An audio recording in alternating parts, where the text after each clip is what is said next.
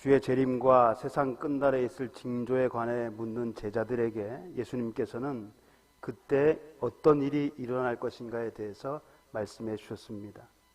하지만 그 날과 그때가 언제인지 알 수 없으니 깨어 있으라고 하셨습니다. 그리고 예수님께서 다시 오실 때의 상황을 사람들이 이해하기 쉽도록 당시의 결혼 풍습을 비유로 설명해 주셨습니다. 유대인들의 그 결혼은요, 보통 약혼한 지 1년이 되면 결혼식을 합니다. 요즘 우리나라도 그렇죠. 약혼을 하고 1년 후에 결혼식을 거행을 하죠. 약혼식 안 하는 사람도 있긴 하지만 당시에 유대인들은 정혼을 합니다. 그리고 1년 후에 이제 정식으로 결혼을 하는데, 정혼을 하면 부부 관계를 인정을 합니다. 함께 살 수는 없어요. 1년 동안 함께 살 수는 없지만 정식으로 부부 관계입니다. 이 관계를 깨트리려면 정식으로 이혼을 해야 돼요. 함께 살지는 못하지만 정식 부부가 되는 것인데, 이런 정혼을 한 지 1년이 되면 결혼식을 거행합니다. 이 결혼식은요, 보통 신랑 측이 마련한 장소에서 치러집니다. 신랑 집이든지 아니면 공공장소에서, 넓은 장소에서 잔치를 치르게 되는데, 신랑이 신부 집으로 가서 신부를 데려옵니다. 신랑이 신부 집으로 가서 신부를 데리고 오면 그때부터 잔치가 시작이 되는 것입니다. 이때 잔치가 벌어지는 장소까지 인도하는 역할을 하는 사람들이 있습니다.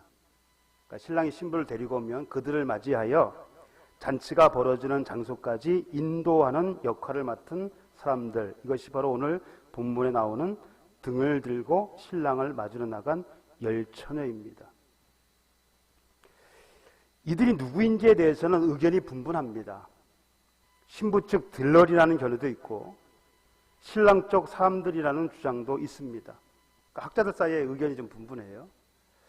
또 결혼식이 신랑 집에서 치러지는가 혹은 신부 집에서 치러지는가도 또 의견이 분분합니다. 장소, 그다음에 이들이 어떤 측 사람들인가, 그것은 별로 중요한 것은 아니에요. 신랑이 신부를 데리고 오는 시간은 대개 밤이었기 때문에 이들은 등불을 밝히고 있었습니다. 그런데 신랑이 늦어지자 열처녀는 기다리다가 졸았습니다. 그리고 또 잠이 들었습니다. 졸다가 잠이 들었습니다. 얼마나 잤을까? 신랑이 오니 맞으러 나오라는 소리에 잠이 깬 그들은 각자 자기 등을 챙겼습니다. 그런데 문제가 생겼죠. 기름을 충분히 준비하지 못한 5 처녀의 등불이 꺼져가고 있었던 것입니다. 불이 없으면요, 그들은 잔치에 참여할 수가 없습니다. 왜냐하면 그들이 맡은 역할이 등불을 들고 신랑을 맞이하여 잔치가 벌어지는 장소로 인도하는 것이었기 때문입니다. 등불이 꺼지면 어떻게 돼요? 그들이 할 역할, 그들이 담당한 이 일을 못하는 것이잖아요. 그래서 그렇게 되면 이들은 잔치에 참여할 수가 없게 됩니다. 예수님께서는 그들을 가리켜 뭐라고 말씀하셨냐면 미련한 자들이라고 그랬어요. 미련한 자들, 어리석은 자들, 둔한 자들. 신랑이 언제 올지 몰라 기름을 충분히 준비해야 했음에도 그렇게 하지 않은 까닭입니다. 이런 일이 어쩌다 일어나는 것이 아니에요. 당시에 흔히 있었던 광경이란 말이죠.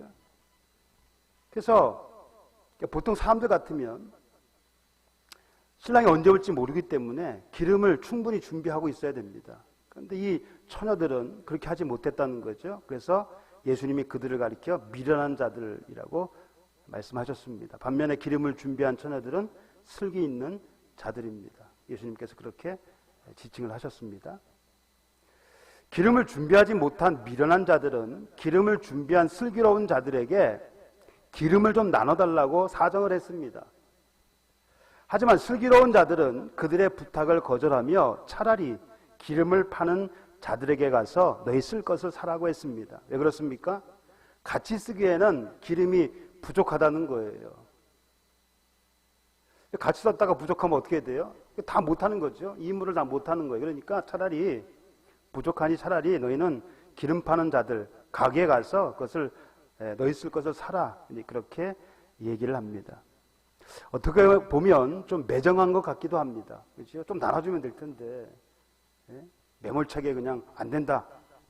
그렇게 하는 거 보면 매정한 것이 아닌가 생각할 수도 있지만, 지금 그들에게 있어서 중요한 것은요, 인정이 아니라 사명입니다. 정이 중요한 게 아니고, 개인적인 정이 중요한 것이 아니고요, 그들이 맡은 바 사명이 더 중요한 거예요. 그들에게는 신랑을 맞이하는 일이 사사로운 정보다 더 중요한 일이었기에 그들의 처사는 정당했으며, 따라서 그들을 매정한 사람으로 비난할 수는 없습니다. 뭐 간혹가다 그런 사람들이 있어요. 매정하다, 잘 알지도 못하면서, 상황을 알지도 못하면서 그렇게 판단하는 자들이 있는데, 이 상황은요 전혀 그런 것이 아닙니다. 인정보다 사명이 더 중요한 거예요.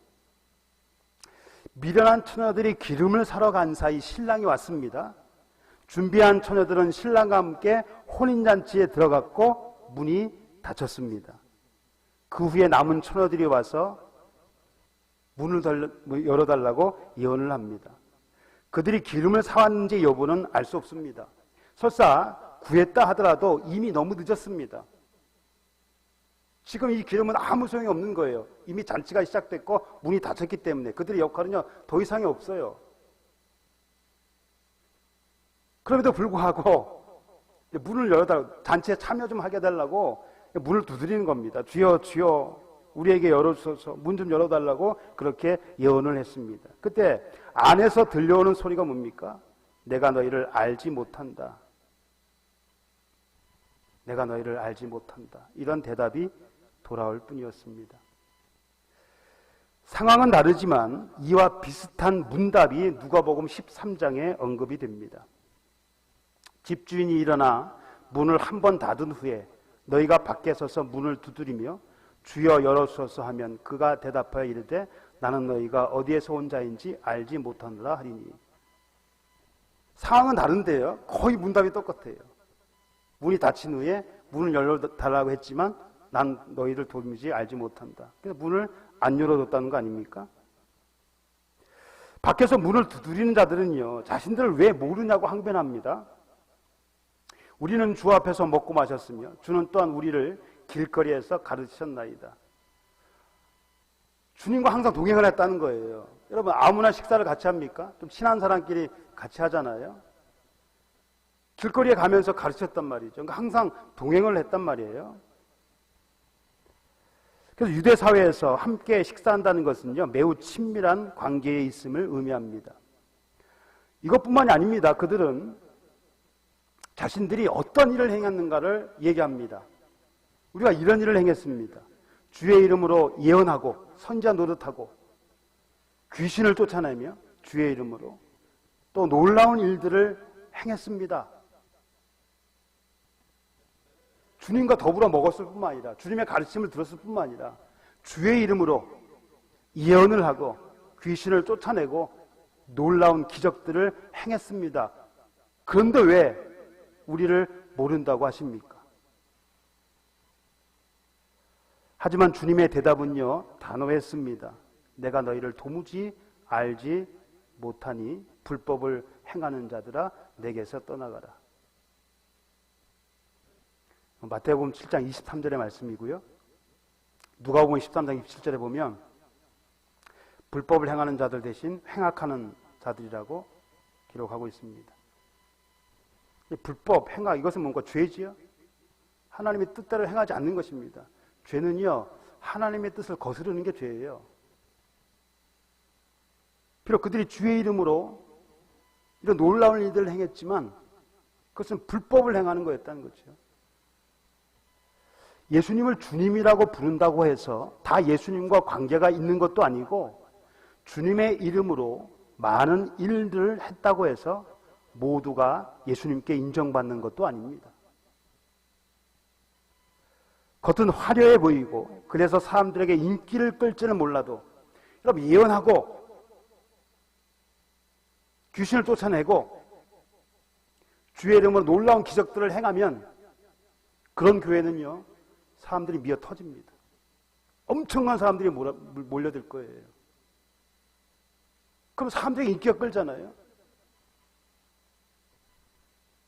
겉은 화려해 보입니다. 사람들이 많이 모이니까 더 큰 교회를 짓고 사람들의 인기를 끌어요. 그러나 중심을 보시는 예수님께 그들은 불법을 행하는 자들이거나 악을 행하는 자들일 수도 있습니다. 다 그런 것은 아니에요. 그러니까 그들 가운데는 불법을 행하는 자들, 악을 행하는 자들, 비록 주의 이름으로 한다 할지라도 그것이 하나님 보시기에는 불법을 행하는 것이고 악을 행하는 것일 수도 있다는 겁니다. 그런 자들을 예수님께서 모른다고 하신 것은 당연합니다. 사정은 좀 다르지만 기름을 준비하지 못한 처녀들도 마찬가지입니다. 만약에 이들이 신부 측 들러리가 아니라면 신랑의 지인이거나 그 마을 처녀들이었습니다. 그렇다면 이들은 신랑을 위해서라도 자신이 맡은 일을 책임지고 잘 수행해야 했습니다. 신부 측 들러리라도 그들의 역할에는 변함이 없습니다. 그들이 어느 쪽 사람이든 신랑과 신부를 잔치가 벌어지는 장소까지 인도하는 것이 그들의 역할이었기 때문입니다. 신부 측 들러리든 신랑 측 사람이든 그들이 맡은 역할은 신랑과 신부를 잔치 장소까지 인도하는 것입니다. 하지만 그들은 실패했습니다. 신랑이 늦어진다는 것은요, 늦는다는 건 충분히 예측할 수 있는 일이었습니다. 오는 시간이 정해져 있는 것이 아니기 때문입니다. 내가 몇 시까지 갈게. 정해진 것이 없어요. 언제 올지 몰라요. 보통 잔치가 밤에 시작이 되는데요. 밤중에 언제 몇 시에 시작할지 모르는 거예요. 그래서 슬기로운 처녀들은 어떻게 했습니까? 기름을 넉넉히 준비를 했지요. 하지만 미련한 다섯 처녀는 기름을 준비하지 못했습니다. 아니, 안 했다는 표현이 어쩌면 맞을 것입니다. 못했다와 안 했다의 차이가 뭡니까? 못했다라고 하는 것은요, 내가 하고 싶어도 할 수가 없다는 겁니다. 그럴 능력이 안 되거나 상황이 안 되거나 내가 정말 하고 싶은데 할 수가 없는 상황, 내 힘으로는 도저히 할 수가 없는 상황, 그것을 못했다라고 얘기하고요. 안 했다라고 하는 것은 내가 할 수 있음에도 불구하고 하지 않았다는 것입니다. 충분히 할 수 있는 시간, 여력이 다 되어도 불구하고 그것을 하지 않았다는 거예요. 근데 이 미련한 처녀들은요, 하지 않은 것입니다. 안 한 거예요. 못한 것이 아니라 안 한 것입니다. 만약에 그들이 기름을 준비하고 싶어도 할 수 없었다면, 뭐 돈이 없거나 시간이 없거나 그래서 내가 정말 이것을 준비하고 싶은데 할 수 없었다면 예수님은 그들을 가리켜 미련한 자들이라고 하지 않았을 것입니다. 여러분, 할 수 없어 못하는데 아유 미련한 자들 그렇게 하겠습니까? 그러니까 그들이 할 수 있었음에도 불구하고 안 했다는 거예요. 돈이 없어요? 파는 자들에 가서 사라 그랬더니 사러 갔잖아요. 돈이 있었단 말이죠. 시간이 없어요? 그럼 졸지 말고 자지 않고 가서 구해왔어야죠. 잠은 잠대로 다 자고, 시간이 없어서 못했다 변명이잖아요. 그럼 왜 이들이 이 기름을 준비 안 했는가? 충분히 예측할 수 있었음에도 불구하고, 신랑이 늦게 온다는 것을 예측할 수 있었음에도 불구하고 왜 이들이 기름을 준비하지 않았는가? 한 가지 이유밖에 없습니다. 신랑을 맞이하는 일을 안일하게 생각했기 때문입니다. 꼭 해야겠다 사명감이 아니라요, 뭐 될 때는 되라, 아니 너무 안일하게 생각하는 거예요. 한 거예요. 열처녀의 비유는 바로 그런 사람들을 향한 경고의 메시지입니다. 신랑을 맞이하는 일을 안일하게 생각하는 사람들, 이들에 대한 경고의 메시지예요. 그러면 이 비유에 등장하는 인물들, 그리고 기름과 등불은 그러면 무엇을 의미하는가를 한번 살펴보도록 하겠습니다. 등장하는 인물들이 있죠. 신랑, 그다음에 처녀들, 그리고 기름과 등불. 이것이 무엇을 의미하는가? 자, 성경은요, 그리스도와 교회의 관계를 남편과 아내로 설명을 합니다. 사람이 부모를 떠나, 이거 사람은 남자고요. 남자가 부모를 떠나 그의 아내와 합하여 둘이 한 육체가 될지니, 그러면서 이 비밀이 크도다. 나는 그리스도와 교회에 대하여 말한다. 그래서 그리스도와 교회의 관계는요, 남편과 아내, 신랑과 신부, 그런 관계라는 것을 말해주고 있습니다. 열처녀의 비유에서 나오는 이 신랑도 마찬가지입니다. 이 신랑은 그리스도를 가리키는 거예요. 그리스도. 그런데 신부가 등장하지 않습니다. 신부를 데리고 갔다는 말이 없어요. 일부 사본에서는 신부가 나오기는 하지만 대부분의 사본들에는 없습니다. 이 내용이 없어요. 대신 열처녀가 등장합니다. 이들은 신랑이신 그리스도를 기다리는 사람들이에요. 그럼 누가 그리스도를 기다립니까? 예수님을 믿는다고 하는 사람들이죠. 그래서 신부가 교회라면 이들은 교회의 구성원인 교인들을 가리킵니다. 예수의 재림을 기다리는 사람들, 교인들, 흔히 말하는 그리스도인들이에요. 교회 안에는요, 두 부류의 교인들이 있습니다. 열처녀의 비유에서처럼 슬기 있는 자들과 미련한 자들이 있고, 가라지의 비유에서처럼 알곡같이 신실한 자들과 가라지같이 외식하는 자들, 겉만 화려하게 꾸며 실속은 없습니다. 또 그물의 비유에서처럼 선한 사람들과 악한 사람들이 있습니다. 어부가 그물을 던졌더니 좋은 물고기와 나쁜 물고기가 같이 잡혔죠. 나쁜 물고기는 어떻게 해요? 쓸 수가 없잖아요. 먹을 수가 없잖아요. 그러니까 버리는 거예요. 교회에도 그런 자들이 있다는 겁니다. 선한 사람들, 악한 사람들, 알곡 같은 신자, 가라지 같은 신자, 슬기로운 자들 혹은 미련한 자들, 두 부류의 교인들이 있습니다. 겉으로 보기에는 다 슬기 있는 자 같고 알곡 같고 좋은 물고기 같지만 세상 끝날에는 미련한 자와 가라지, 나쁜 물고기로 판명이 될 것입니다. 그런 자들이 있을 거예요. 하지만 우리는 그들이 누구인지 알 수 없습니다. 우리는 알 수가 없어요. 저 사람은 좀 아닌 것 같은데 라고 하는 사람들이요, 하나님 보시기에는 나보다도 어려울 수 있어요. 야, 정말 저 사람은 진짜 신자네 라고 하는 사람들은 하나님 보시기에 아닐 수도 있어요. 이런 사람을 겉모습 갖고만 판단하면 안 됩니다. 그런 교인들이 분명히 있어요. 겉으로 보기에는 다 슬기로운 자 같고 알곡 같고 좋은 물고기 같지만 그 중에는 미련한 자들, 가라지 같은 신자, 나쁜 물고기 같은 신자들이 있다는 거지요. 하지만 우리는 그들이 누구인지 알 수 없습니다. 그러므로 우리는 사람들을 평가하거나 심판해서는 안 됩니다. 모든 걸 다 그리스도께 맡기는 거예요. 심판은 그리스도가 하시는 것이 우리가 하는 것이 아닙니다. 그리고 열처녀가 준비해야 할 등과 기름, 이것은 무엇을 의미하는가? 여러 해석들이 있습니다. 등은 그리스도인들의 외적인 삶, 겉으로 드러나는 삶이에요. 기름은 내적인 믿음 혹은 성령을 가리키는 것으로 보기도 합니다. 내적인 믿음 혹은 성령. 이 견해에 따르면 등을 가지되 기름을 가지지 않았다는 것은요, 형식적이고 위선적인 신앙생활을 가리키는 것으로 볼 수 있습니다. 겉은 화려해요. 빛이 나니까. 속은 실속이 없어요. 언제 꺼질지 몰라요.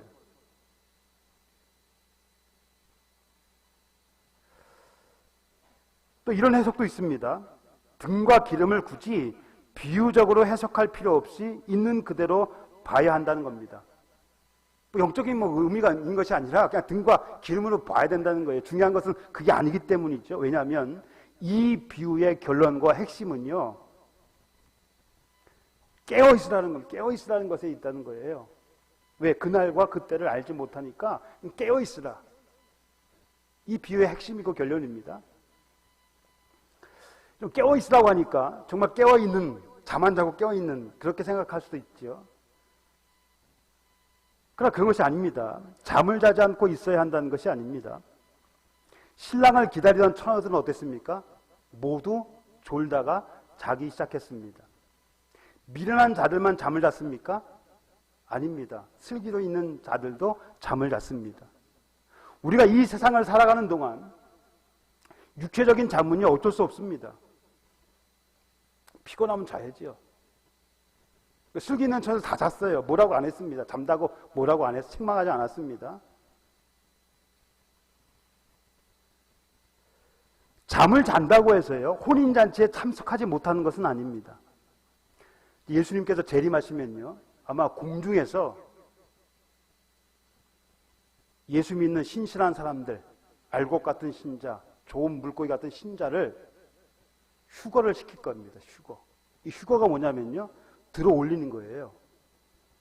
데살로니가전서 4장 17절 여기 있는데 구름 속으로 끌어올려. 예수님께서 공중에서 재림하시고 그러면 우리를 이제 끌어올린다는 거예요. 휴거라는 영화 보셨죠? 뭐 휴거가 없다라고 얘기하는 사람도 있습니다. 그럼 휴거가 있다라고 얘기하는 사람도 있고요. 뭐 성경적인 근거는 있습니다. 아무튼 휴거가 되면 다 끌어올려질 거예요. 그런 영화들 보면 어떻습니까? 길 가다가 어떻게 돼요? 갑자기 어떤 사람이 없어져요. 옷을 입고 없어진 것이 아니라 옷을 다 벗고, 그렇죠? 운전하다가 운전수가 없어져요.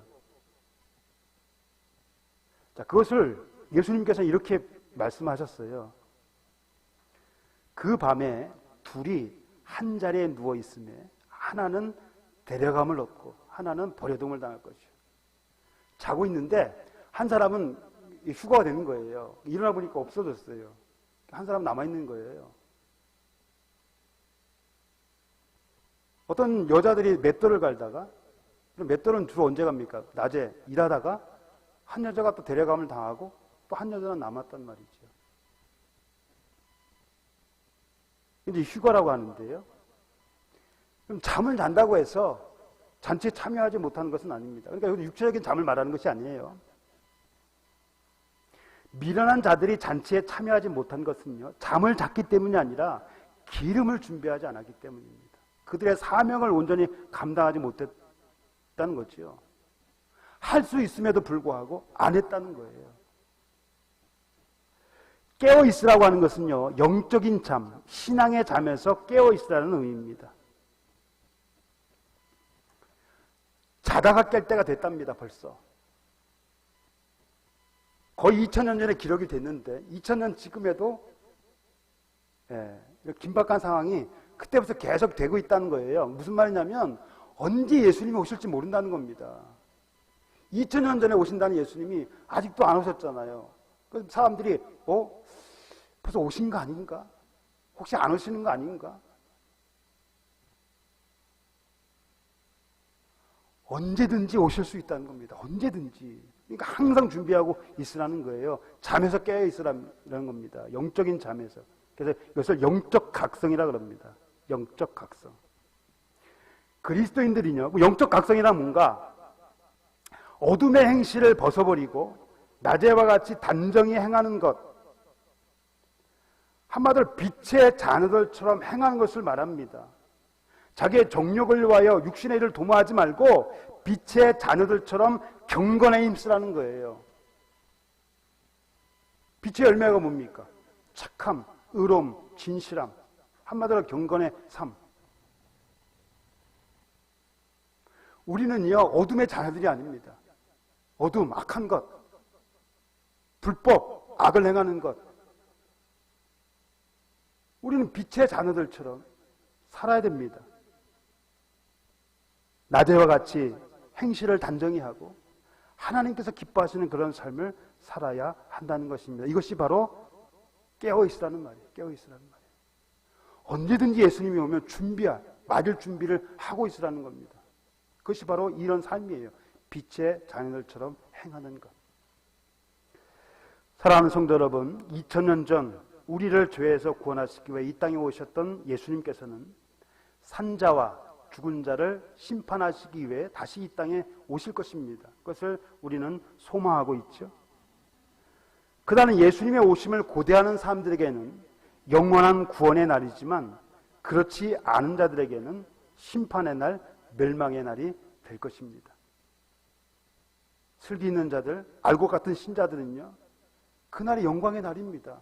모든 고통과 슬픔이 다 지나가고 영원토록 신랑 되신 예수 그리스도와 함께 거하는 것. 그런 자들에게는 영광의 날이죠, 그날이. 그런데 그 잔치에 참여하지는 않는, 참여하지 못한 미련한 자들, 가라자와 같은 신자들에게는요, 그날은 심판의 날, 멸망의 날이 될 것입니다. 하지만 우리는 그날이 언제인지 알 수 없습니다. 그날은 도적같이 온다고 그랬습니다. 밤의 도적같이. 도적이요, 언제 올지 몰라요. 혹은 임산부에게 해산의 고통이 이름과 같이 우리가 전혀 생각지 못한 때에 임할 것이라고 말씀하셨습니다. 그리고 그것을 피할 수 있는 사람은 아무도 없습니다. 우리가 생각지 못한 때에, 이때 안 오시겠지, 뭐 혹은 나중에 오시겠지, 전혀 생각지 못한 때에 예수님께서 오신다는 거예요. 그러니까 신랑이 언제 올지 모르기 때문에 항상 맞을 준비를 해야 돼요. 그것을 피할 사람은 아무도 없습니다. 그날은 영적으로 한밤중이 될 것입니다. 신랑이 언제 왔어요? 열천의 비유에서 밤중에, 한밤중에 와요. 이것은 세상적인 밤이 아니고요, 영적인 밤, 영적인 밤. 정말 어두워질 때, 영적으로 굉장히 어두워진 때, 이때 예수님께서 다시 오신다는 겁니다. 그러므로 우리는 정신을 차리고 그날을 준비하고 있어야 됩니다. 우리는 세상의 마지막이 가까울수록 삶과 마음과 행실을 바르게 하고 무절제한 생활을 버려야 할 것입니다. 그리고 시험에 들지 않도록, 죄의 유혹에 넘어지지 않도록, 거짓 교훈에 미혹되지 않도록 깨어 기도해야 하며 경건 생활에 힘써야 할 것입니다. 그날을 안일하게 준비하고 있다가 미련한 다섯처녀처럼 주인에게 외면당하고 잔치집에 들어가지 못하게 될 수도 있음을 잊지 말고, 슬기로운 다섯처녀처럼 예수님의 재림을 잘 준비하고 있다가 천국 잔치에 모두 참여할 수 있기를 소원합니다. 기도하겠습니다.